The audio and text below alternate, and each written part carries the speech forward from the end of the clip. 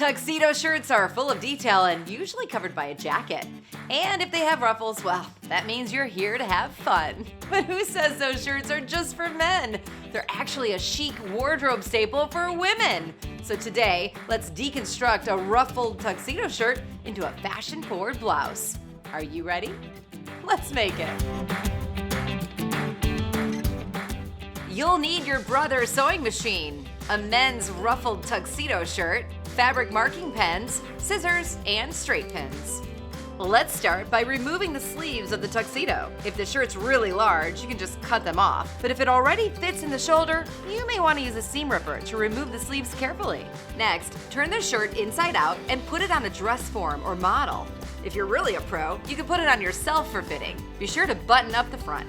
Now, pin the sides to where you want it to fit. This will be the guide for your new side seams. Make sure you leave width for the chest and hips, and pin it close to the body to make it more form-fitting at the waistline. Take the shirt off the dress form and lay it flat, and make sure it's still inside out. Now, draw a line where you place the pins, and remove the pins and reposition them so the shirt lays flat and smooth, and they're pinned on the line. Be sure to even out the line with your fabric marker. Cut the sides of the shirt about 1 inch away from your sewing guideline. When you get to the armhole, just cut straight up to the shoulder. We'll finish them later. Now to the sewing machine to stitch up the sides. Try the shirt on for fit and adjust where needed. For the raw edges of the shoulder, turn them under and press. Time for the sleeves you cut off at the start. We're going to use the ruffle for shoulder embellishment. Being careful not to cut too close to the ruffle, cut the cuff in half, leaving a small seam allowance. Fold the edges in and press. Attaching the ruffle to the shoulder is easy.